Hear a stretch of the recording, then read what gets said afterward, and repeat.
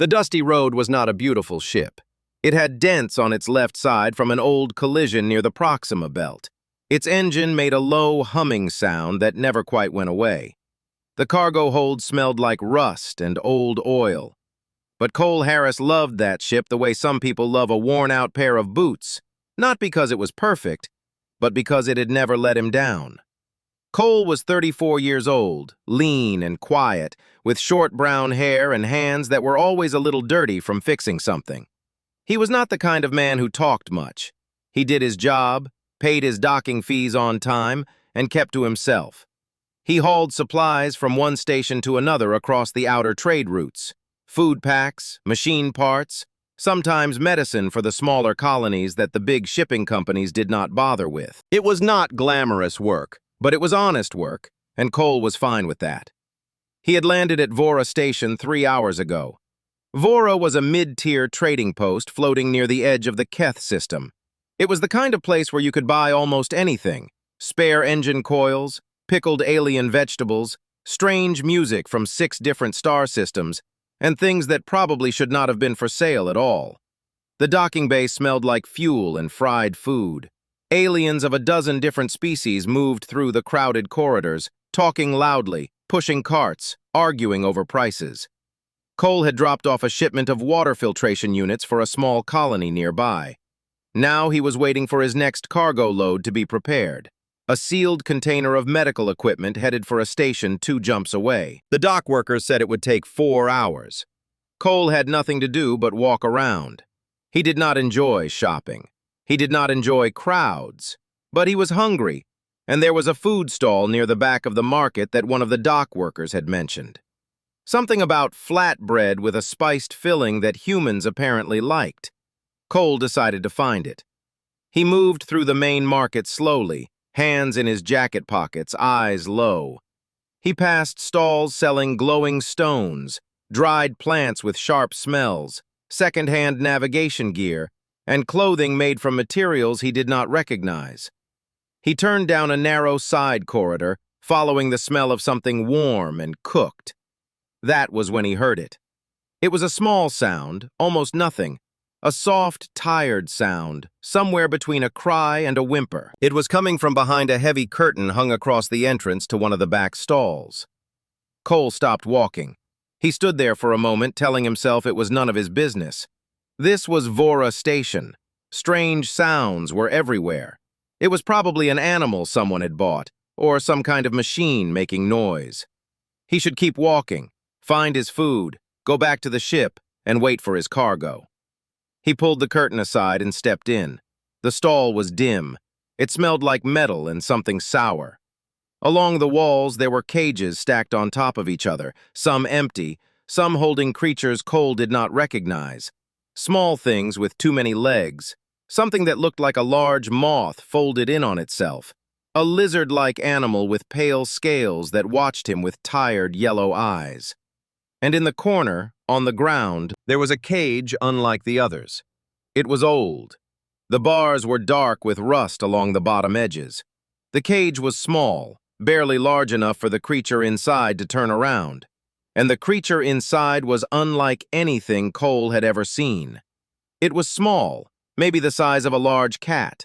It had dark scales the color of ash, each one edged with a faint trace of deep red, like the last color of a dying fire.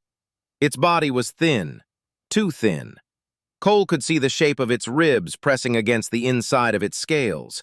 It had 2 small wings folded tightly against its back, and a long tail that curled around its body as if trying to take up as little space as possible.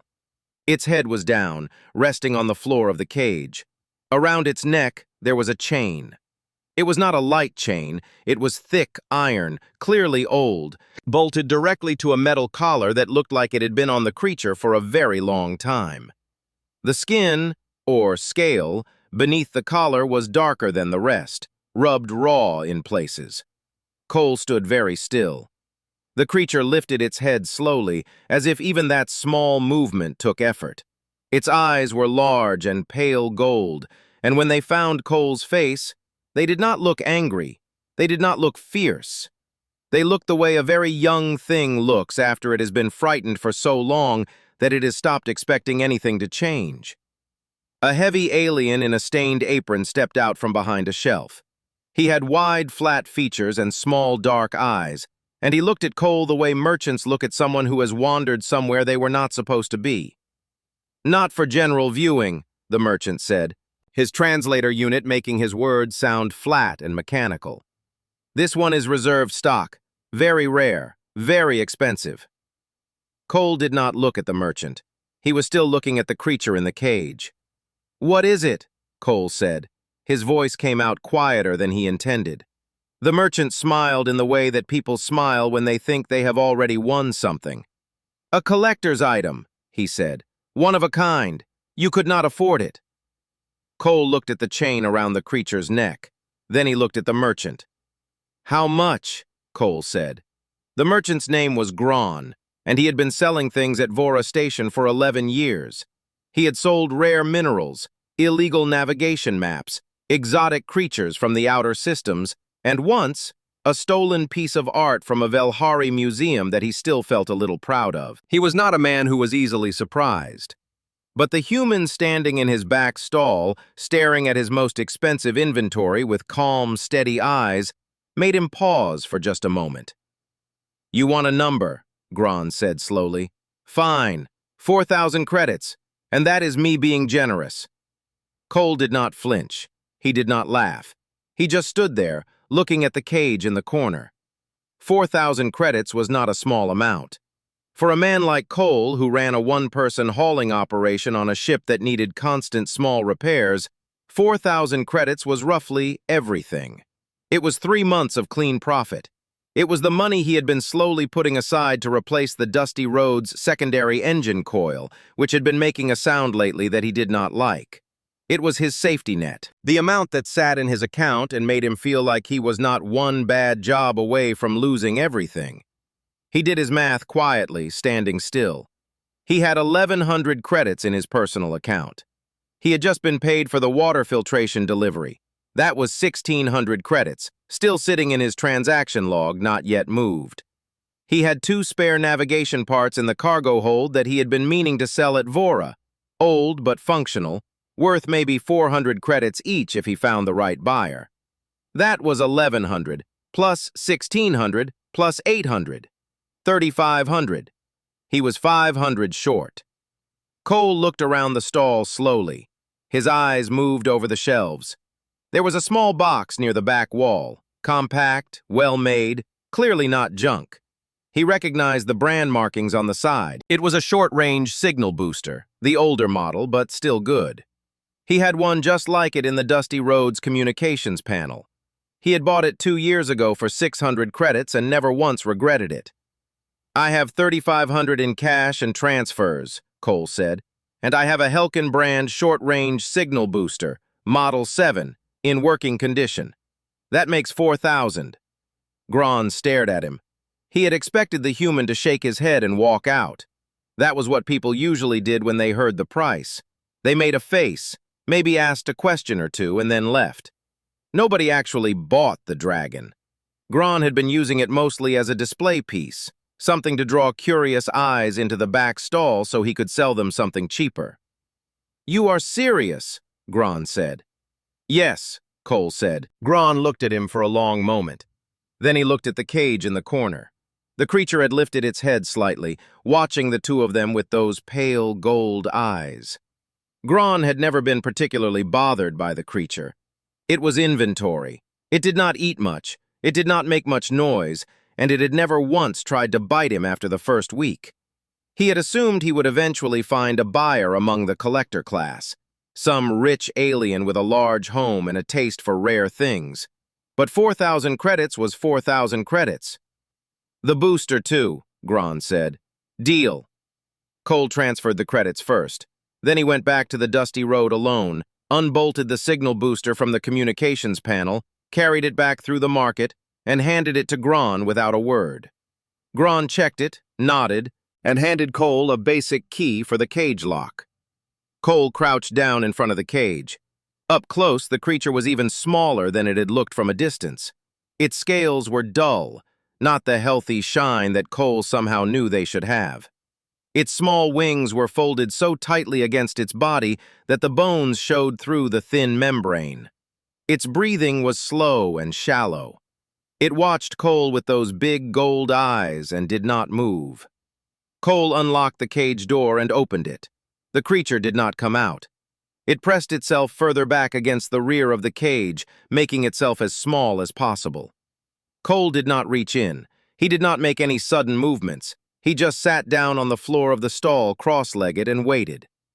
Gron watched this for a moment, decided it was no longer his problem, and went back to the front of his stall. Cole sat there for 20 minutes. He did not speak. He did not move. He just stayed low, kept his hands visible, and waited. After a while, the creature stopped pressing itself against the back of the cage. It watched him. Cole looked back, not staring hard, just calm, like two strangers sitting in the same quiet room. Eventually, the creature moved toward the open cage door on its own. It stopped at the edge, sniffed the air, and looked at Cole's hand resting on the floor. Then, very slowly, it stepped out. Cole reached into his jacket pocket and pulled out a small, wrapped piece of food, a soft protein bar he had been carrying since morning. He broke a small piece off and placed it on the floor between them. The creature looked at it. Then it looked at Cole. Then it ate the piece of food in one careful bite. Cole exhaled slowly. He still had the chain to deal with. The collar was old and the bolt was crude, but he had tools on the ship. He could remove it without hurting her. And somewhere between the cage and the food and those tired gold eyes, Cole had already decided the creature was a her.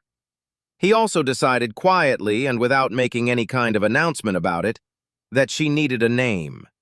He thought about it for a moment. Ember, he said softly. The creature looked up at him. Cole stood carefully and without rushing anything, began the slow walk back to the dusty road. Ember followed him, 3 steps behind, the chain dragging quietly along the floor of the corridor. Behind them, the market noise continued as if nothing had happened. But something had. The first 3 days aboard the dusty road were not easy. Ember did not trust the ship. She did not trust the sounds it made, the way the floor vibrated when the engine ran, or the strange smells that came from the small kitchen unit near the back. She spent most of the first day pressed into the far corner of the cargo hold, behind a stack of empty crates, watching everything with those pale gold eyes. She did not sleep, as far as Cole could tell. She just watched. Cole did not push her.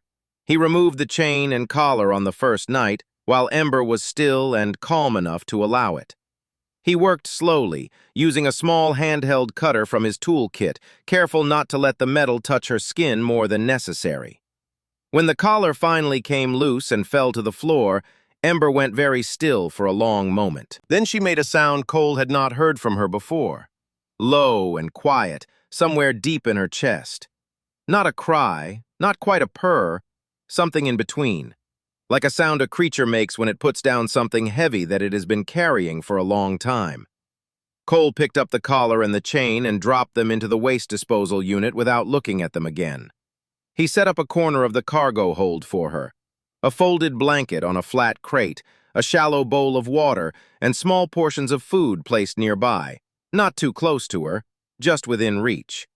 He researched what he could on his navigation computer about creatures with similar biology, found almost nothing useful, and decided to try small amounts of different things and watch what she ate and what she left alone. She ate soft protein, certain dried fruit, and something in the ship's emergency ration packs that she seemed to like quite a lot. She left the grain-based food untouched.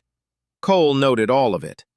By the second day, she had moved from the far corner to a spot closer to the middle of the hold. By the third day, she was sleeping. Real sleep. Deep and slow, her small sides rising and falling, her wings relaxed against her body for the first time. Cole watched her sleep from the doorway for a moment, then went back to the cockpit and set the next course.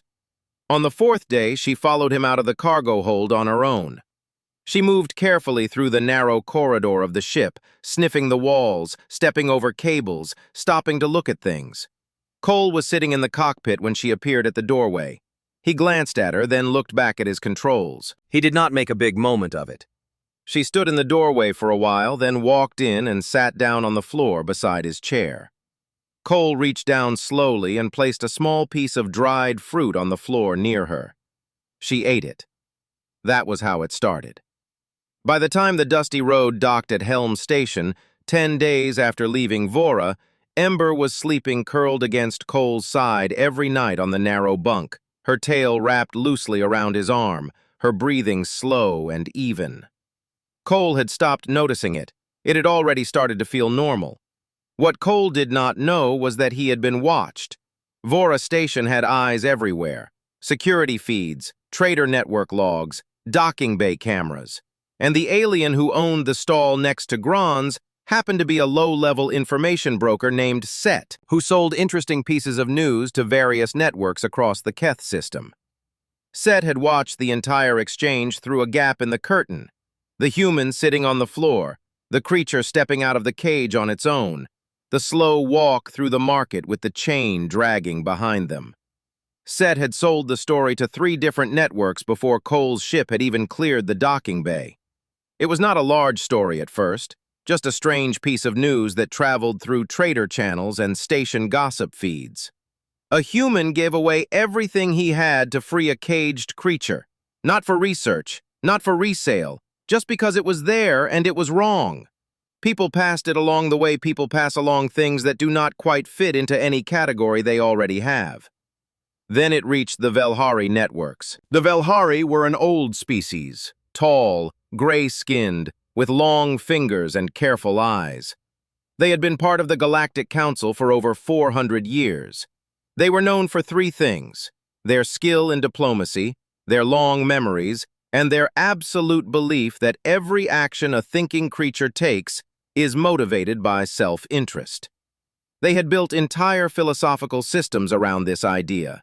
They had won arguments about it in council chambers for centuries. They were very confident about it. A Velhari diplomat named Suri N was reviewing her morning network reports at Helm Station when she came across the story. She read it once. Then she read it again. Then she set down her report tablet and sat quietly for a moment, which was not something she did often. She checked the docking records for Helm Station. The ship called Dusty Road had arrived the previous evening. The human registered to it was named Cole Harris. Occupation, independent cargo hauler. No political affiliations, no council connections, no record of anything unusual. Suri N sent a message to the Dusty Road's public communication channel. She wrote simply that she was a Velhari diplomatic observer currently stationed at Helm, and that she would like to meet with him briefly if he was willing. She said she had a question she could not answer on her own. Cole read the message twice, decided it seemed polite enough, and sent back a short reply agreeing to meet at the station's common area the following morning. He did not think much of it. He went back to the cargo hold, where Ember was curled on the blanket already asleep. Cole sat down beside her, leaned back against the crate, and closed his eyes. Somewhere across the Keth system, the story was still moving. Suri N was already waiting when Cole arrived at the common area the next morning. She was tall, even by Velhari standards, with the long gray fingers of her kind folded neatly on the table in front of her. She wore the plain, dark clothing that Velhari diplomats preferred. No decoration, nothing that drew unnecessary attention. Her eyes were sharp and pale, and they moved to Cole the moment he walked through the door, tracking him with the quiet focus of someone who spent their life reading people. Cole walked over, pulled out a chair, and sat down. Ember was with him. She had refused to stay on the ship. Cole had tried twice to settle her in the cargo hold before giving up. She sat on his shoulder now, small and still, her tail curled loosely around the back of his neck. Her gold eyes found Suri N immediately and stayed there. Suri N looked at Ember for a long moment. Then she looked at Cole. "Thank you for meeting me," she said. Her translator unit gave her words a clean, careful sound. "I will not take much of your time. I have only one question." Cole nodded.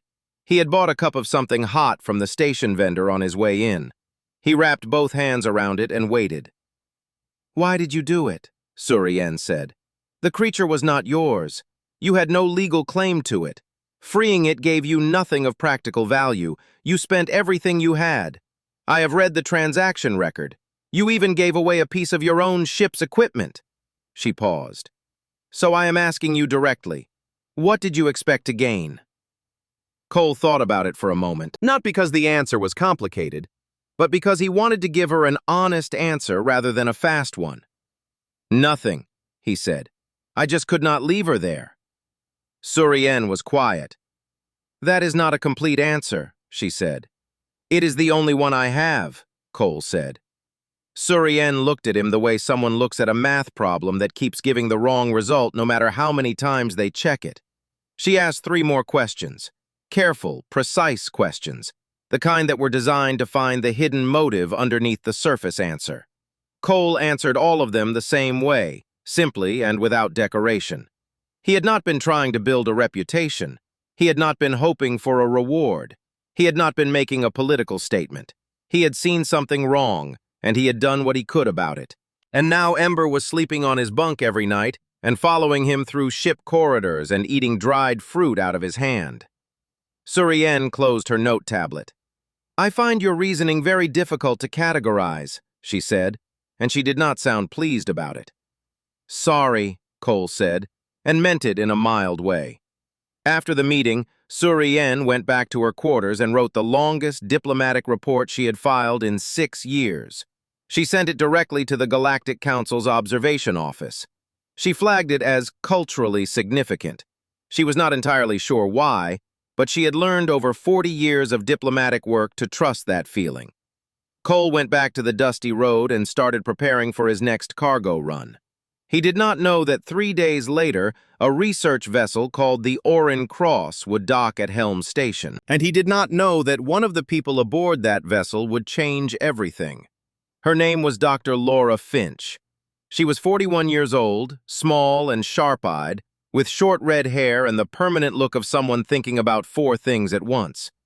She was a xenobiologist, a scientist who studied the biology and history of alien species, and she had spent the last 12 years traveling the outer systems, cataloging creatures that most of the galaxy had forgotten existed. She had a reputation in her field for being thorough, a little stubborn, and almost always right. She had heard about the creature from Vora Station the same way everyone else had, through the trader networks. But unlike everyone else, she had not focused on the human's behavior.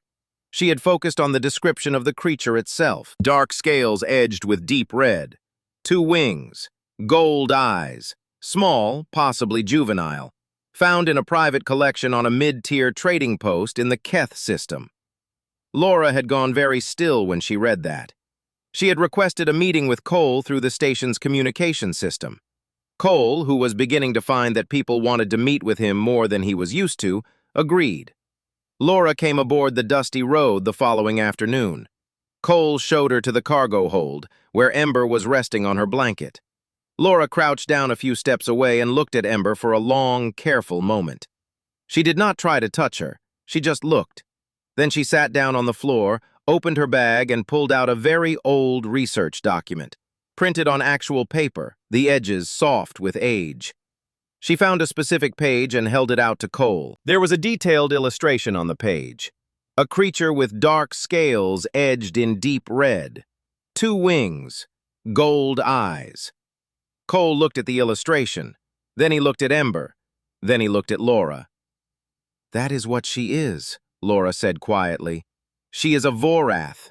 I am almost completely certain." She paused. "Cole, the Vorath have been listed as extinct for 312 years. The cargo hold was very quiet. Ember lifted her head from the blanket and looked at both of them with her big gold eyes, unbothered, calm, as if she had not just turned the scientific understanding of an entire species completely upside down. Laura pressed her lips together and looked down at her old paper document. "I need to make some calls," she said. Cole looked at Ember for a moment. Then he reached over and placed a small piece of dried fruit on the blanket beside her. Ember ate it. Cole looked at Laura. "Do you want something to drink while you make your calls?" he said. Laura let out a short breath that was almost a laugh. "Yes," she said. "Please." Outside the ship, across the station, and far beyond it, the story was no longer just moving through trader networks and gossip feeds. It was moving through scientific channels now, and diplomatic ones, and the kind of quiet official corridors where important decisions were made.